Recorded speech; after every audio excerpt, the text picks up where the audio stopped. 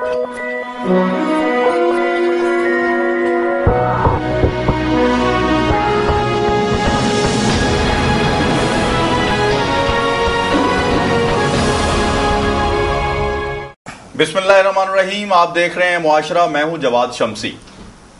नाजरीन, जैसा कि आप जानते हैं कि मुआशरा के प्लेटफॉर्म पे हम अमूमन डिस्कस करते हैं जो इस वक्त के पाकिस्तान में सियासी मारूजी हालात हैं, लेकिन उसके साथ साथ मैं ये भी कोशिश करता हूं कि हालात व वाक़यात को जानकर उनके हल की तरफ जाया जाए। नाजरीन, जिस अमारत की बुनियाद इज़हार मोहब्बत और अमन पे रखी जाए, उसमें दराड़ मेरा ख्याल है कि चाहे कोई गैर कितना ही ताकतवर हो नहीं डाल सकता। जब तक हमारे पाकिस्तान में अंदरूनी लिसानियत की बुनियाद पे जो इख्तलाफात सामने आ रहे हैं या लाए जा रहे हैं, या पेड लोग सामने आके कुछ आज़ादी के नाम पे बात कर रहे हैं, मुख्तलिफ मौज़ूआत पे तहरीकें शुरू करने की कोशिश की जा रही है, कोई सराइकी सूबे की बात कर रहा है, कोई बलूचिस्तान में हकूक़ की बात कर रहा है, कोई सिंध पे बात कर रहा है। ये मैं नाज़रीन, इस पे तो बात हम करते रहते हैं, लेकिन इस पे यहाँ एक बात ज़रूर समझ आती है कि हमारी जो हुकूमत है इस वक्त, वो कम अज़ कम इन तमाम मामलात में नाकाम हो चुकी है। क्यों? इन तमाम मामलात की वजूहात क्या हैं? इस पे गुफ्तगू करने के लिए मेरे साथ आज शरीके गुफ्तगू होंगे जनाब डॉक्टर वसीम अख्तर साहब, अमीर जमात इस्लामी पंजाब हैं, साबिक MPA हैं और साबिक डिप्टी पार्लिमानी लीडर हैं पंजाब असम्बली के। उनके साथ तशरीफ़ रखते हैं जनरल रिटायर्ड राहत लतीफ़ साहब। जी, बेहद ममनून हूँ आप तशरीफ़ लाए प्रोग्राम में। उनके साथ तशरीफ़ रखती हैं डॉक्टर ज़ुमुर्द यास्मीन राना साहिबा, जो MPA हैं पाकिस्तान मुस्लिम लीग नवाज से। वेलकम जी प्रोग्राम में। जी डॉक्टर साहब, जैसा कि आप जानते हैं जो इस वक्त पाकिस्तान में हालात हैं, किस तरफ शोर होगा है कि जी फलां सियासतदान ने एजेंसी से इतने पैसे ले लिए, किसी तरफ मेमो गेट का शोर मचा हुआ है, तो किसी तरफ कोई सूबे का इशू है कि जी कोई इंतज़ामी बुनियादों पे तो सूबे बनने चाहिए, लेकिन लिसानी बुनियादों पे आपका वज़ीर आज़म जो है वो सराइकी में तकरीरें, क्या ज़रूरत पेश आ गई कि वहाँ करने की? वफाक की अलामत है वज़ीर आज़म, ठीक है। क्या समझते हैं आप कि क्यों हो रहा है ऐसा मुल्क में? गुजारिश है जी कि बुनियादी तौर पे मैं ये समझता हूँ कि ये जो टोला है, मैं इसे कहूँगा टोला, जो इक़्तिदार के अंदर है ना जी, जिसमें वफाकी सतह के ऊपर पीपल्स पार्टी है, सूबा पंजाब की सतह के ऊपर नून लीग है, सूबा खैबर पख्तूनख्वा में ANP है, कराची के अंदर MQM और पीपल्स पार्टी के इश्तिहाक के साथ गवर्नेंस हो रही है, और बलूचिस्तान में उनके रवायती सरदार जो हैं वो गवर्नेंस के अंदर आते हैं। तो ये एक टोला है। इसमें आप ये देखें कि फेडरल गवर्नमेंट भी और जो प्रोविंशियल गवर्नमेंट्स भी हैं, ये जो लोगों के बुनियादी मसाइल हैं ना जी, उसके हल के अंदर नाकाम नज़र आते हैं। और ये बाकायदा बाई डिज़ाइन है, ये जो मुख्तलिफ जो शोशे हैं, इश्यूज़ हैं, मसाइल हैं, इस तरह के जिस तरह का तज़किरा आपने किया है, इसको लाया जाता है।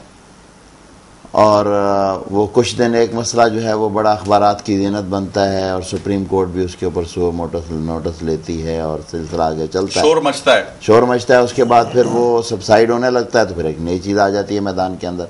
उसके ऊपर जो है वो एक लोगों को जो है उसकी मतवज्जो करने की कोशिश की जाती है, जो हकीकी अवाम के मसाइल हैं ना जी, जो इस मुल्क का मसला है कि इंसाफ नहीं है इस मुल्क के अंदर, ठीक है। और जो इक़्तिदार में हैं, ताकत वाले हैं, वो इंसाफ को बुरी तरह पामाल भी करते हैं, और समझते हैं जो हम कह रहे हैं वही इस मुल्क के अंदर होना चाहिए। फिर इस मुल्क के अंदर महंगाई जो है वो बहुत बड़ा मसला है, और आप देखें कि तेज़ी के साथ जो है वो लोग सतह गुर्बत की इंतहाई सतह से नीचे जा रहे हैं, ठीक है। और हर 15 रोज़ बाद महंगाई का स्पेल आता है, क्योंकि जब आप हर 15 रोज़ के बाद पेट्रोलियम मसनूआत की कीमतों में रद्दोबदल के नाम के ऊपर ये बेवकूफ़ बनाते हैं ना कौम को, कि जी उसके अंदर वो आप इजाफा करते हैं, तो उसके नतीजे में महंगाई का एक स्पेल आता है। कोई प्लानिंग नहीं है जी। हाँ, और उसमें यह है कि एक दूसरे को एलिगेट करते हैं, हालांकि ये 90 से 93 में जब मियाँ नवाज शरीफ साहब वज़ीर आज़म थे और पंजाब में जनाब ग़ुलाम हैदर वानी साहब वज़ीर आला थे, और ये जो चौधरी निसार साहब हैं जो वहाँ असम्बली के अंदर काफ़ी वोकल हैं मामलात के अंदर, ये उस वक्त वफाकी वज़ीर पेट्रोलियम थे। इनके दौर के अंदर ये असम्बली के परव्यू से ये चीज़ निकाल कर ये जो ओगरा और इस तरह का अदारा बना दिया ना, ये इस दौर के अंदर उन्होंने बनाया था। ये बड़ी ज़्यादती की थी। आज उसके खिलाफ बातें करते हैं। भाई जब उस वक्त आपने ये डिसीजन लिया था, असम्बली के परव्यू से निकाल दिया, अब वो मिली भगत करके कमिश्नरों के चक्कर के ज़रिए से ये सारी चीज़ें इस मुल्क के अंदर हो रही हैं। अब ये लोगों का मसला है इस हवाले से। फिर अब यूथ जो है वो इस मुल्क के अंदर काफ़ी है, अनपढ़ भी है, पढ़ी लिखी भी है। अब ज़्यादा इंस्टीट्यूशन ज़्यादा बड़े हैं तो पढ़े लिखे लोग आ गए हैं, MA पास हैं, BA हैं, और टेक्निकल साइड के ऊपर भी लोग तालीम याफ्ता लोग मौजूद हैं। लेकिन ये है कि उनके लिए रास्ते नहीं है। ठीक है, ये कह देते हैं कि जी वो सरकारी कितनी नौकरियां मिल सकती हैं। ये ठीक है, सरकारी नौकरियां, उनके लिए मौके तो पैदा किए जाए ना। ये मौके पैदा नहीं करते। जो सरकारी नौकरियां मिलती भी हैं उसमें बंदर बांट होती है हर सतह के ऊपर। फेडरेशन में भी यही कुछ होता है और पंजाब में भी यही कुछ होता है। अब PIA डूबा पड़ा है। 2 साल पहले को 600 के करीब इन्होंने असिस्टेंट भर्ती किए, 600 के करीब। और मैं बराह रास्त इसके बारे में इल्म रखता हूँ कि एक कैंडिडेट से लाखों रुपए इन्होंने वसूल किए और उसके अंदर भर्ती कर दिए, जो डूबते हुए इदारे के अंदर मजीद इस तरह की सारी सूरत हाल होती है। जी, पंजाब के अंदर क्या होता है, यहाँ भी जो छोटी नौकरियां आपका कहना यह है कि असल मसाइल जो हैं उनकी पर्दापोशी के लिए आती है। ये जो खुद साख्ता मसाइल हैं उनको जो है अपने थिंक टैंक्स के जरिए, अगर मैं दुरुस्त नहीं तो आप दुरुस्त की फरमाइए, कि उसके जरिए से एक्सप्लॉइट किया जाता है, लोगों की तवज्जो उस तरफ की जाती है और तवज्जो हासिल की जाती है और फिर उसके ऊपर मट्टी डाल दी जाती है। जी, अपना जनरल साहब, आपने अमीर जमात इस्लामी पंजाब हमारे दोस्त हैं डॉक्टर वसीम अख्तर साहब, इनकी गुफ्तगू सुनी। उनकी बात से तो यही समझ आती है जो मैं बात कर रहा हूँ। आप किस नज़र से देखते हैं, किस एंगल से देखते हैं इसको? बिस्मिल्लाहिर्रहमानिर्रहीम। देखिए जी, बात यह है कि अच्छी गवर्नेंस, अच्छी मैनेजमेंट, ये 2 पहलू हैं एक मुल्क में तरक्की के लिए। और अगर गवर्नेंस भी ना हो और साथ उसकी आपकी मैनेजमेंट भी ना हो तो फिर ये हालात होंगे जो हालात आपके इस वक्त हैं, आपके सामने हैं। ये जब बैक करते हैं जी, मेरिट पे बंदा नहीं लिया जाता, करप्शन बहुत ज़्यादा, पैसे दे के तो फिर आप उसके ऊपर लेते हैं। मुझे ये, मैं सुन रहा था एक TV का प्रोग्राम, उस पर शेख अकरम साहब आए हुए थे जो एडवोकेट है हमारे बड़े। वो बता रहे थे कि हमारे जो वज़ीर आज़म साहब हैं उनके बेटे और उनका भाई जो कि पार्लियामेंटेरियंस हैं, उन्होंने अपना एक दफ्तर खोला हुआ है एक गवर्नमेंट की बिल्डिंग के बीच में, कोई रेस्ट हाउस वगैरह होगा, और इनका घर भी वहीं पर है इसके अपोजिट। कि जी वहाँ पे ये सुना जाता है कि जी कि ये वहाँ पर जो भी आपको काम हो वहाँ पे जाइएगा, आपका काम हो जाएगा, प्रोवाइडेड यू पे द प्राइस। बाकायदा यानी सेल लगी हुई है। उन्हीं को मैं कोट कर रहा हूँ जी, जो मैंने सुना, हो सकता है गलत हो कि मैंने खुद तो देखा नहीं चीज़ को, लेकिन अगर इतनी इसमें ज़्यादा नहीं होगा तो कम होगा। आखिर जो बात जो करते हैं लोग ये हमारी अपनी करप्शन के बारे में, तो उसमें सब लोग भी बीच में शामिल हो जाते हैं, ना भी हो तो उनका नाम बेचारों का बीच में आ जाता है। सो हमारे जो इस वक्त कमी है जो हमारी, जो हम देख रहे हैं अपने मुल्क में, जो बतवाते चली आ रही है, it is a vacuum in leadership of Pakistan. हमारे जो लीडर्स हैं उसमें से कोई ऐसे लीडर नहीं निकला जो कि इस मुल्क के हालात को ठीक कर सके। और जब वो चीज़ नहीं निकलती, हमारे अदारे नहीं बन सके।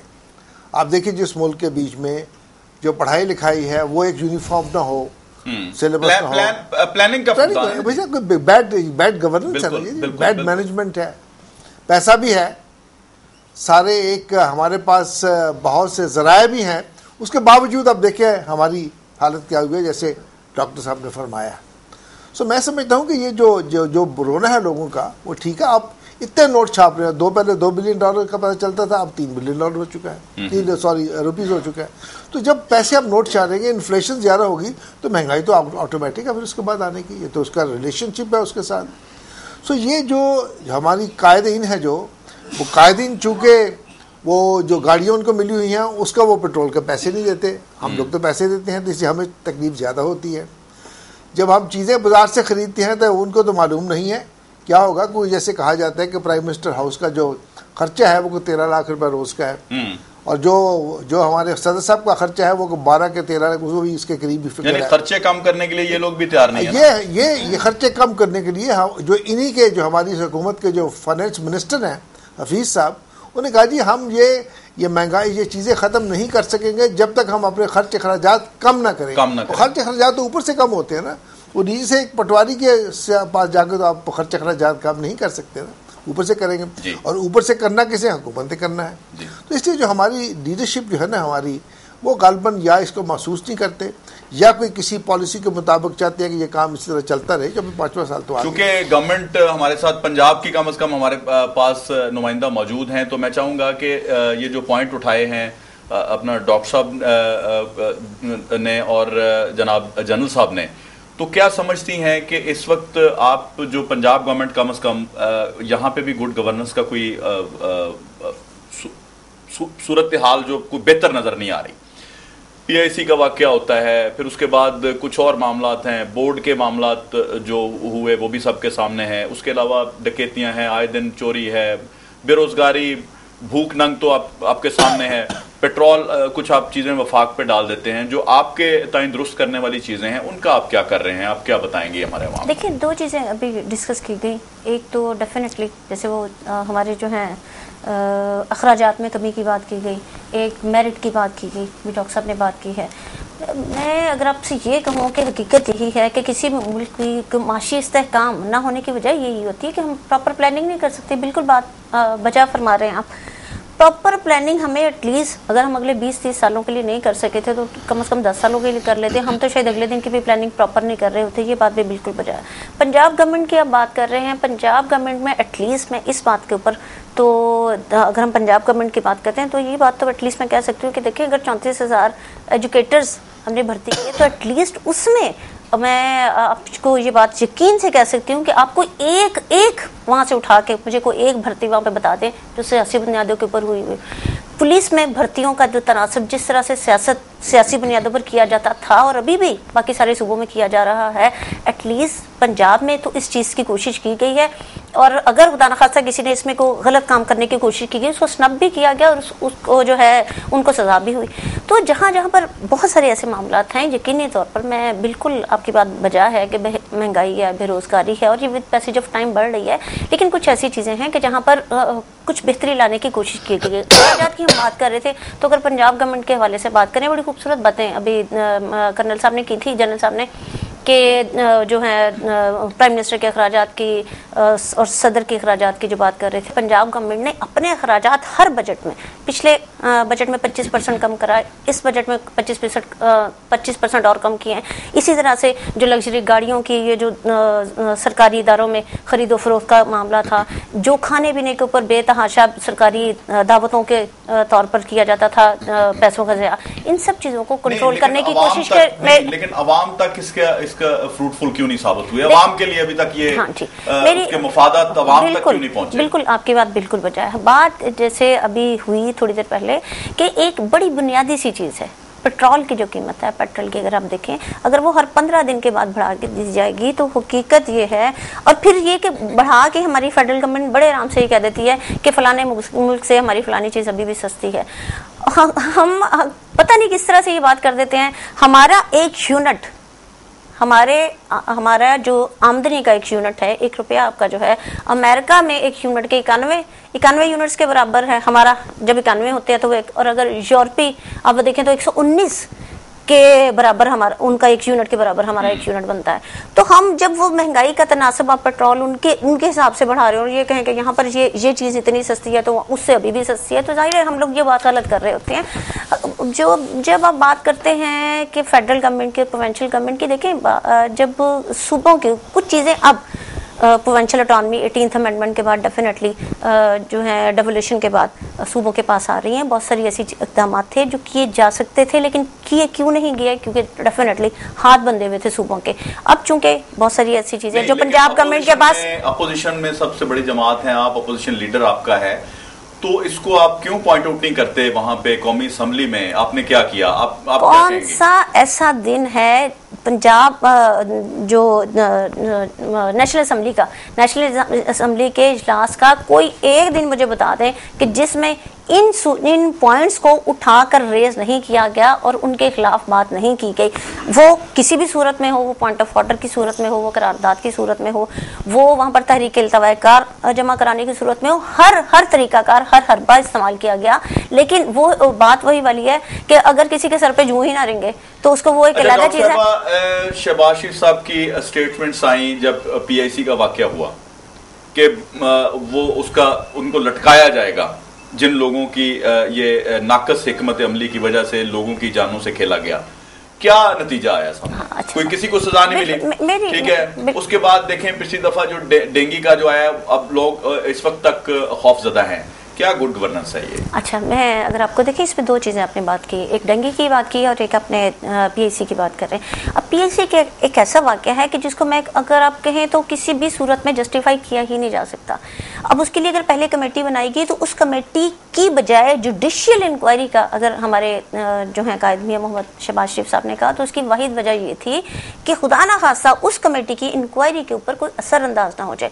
वो कोई भी XYZ हो, वो हमारी पार्टी में से हो, किसी की पार्टी में से हो, कोई भी किसी भी लीडर, अगर हाईकोर्ट के पास उसकी इंक्वायरी भेजी गई है तो उसका वाहिद मकसद ही ये है कि किसी सूरत में किसी के ऊपर कोई प्रेशर ना हो और एक बिल्कुल गैर जानिबदार शफाफ उसकी इंक्वायरी हो। और मैं अगर आप मुझसे पूछें तो जिस तरह से हमारे कायद का फरमान है, मैं अभी भी ये कहूँगी कि वो जितने लोग हैं, सारे वो एक शख्स तो है नहीं, वो मुख्तलिफ जगह पर मुख्तलिफ लोग हैं और वो डेफिनेटली हैं। मेरा ख्याल है इंशाल्लाह वो जल्द उसका रिजल्ट आ जाएगा और वो डेफिनेटली वो इसी काबिल है कि उसे PIC में हैंग कर दिया जाए। तो इस पे दुआई कर सकते हैं, आमीन कह सकते हैं कि वो वक्त जल्दी आए कि यहाँ पे क्राइम करने वालों को सजा दी जाए और वो एग्जाम्पल सेट की जाए एक, ताकि आइंदा इस मुल्क के अवाम की जो जाने हैं उनको तहफ़्फ़ुज़ दिया जा सके।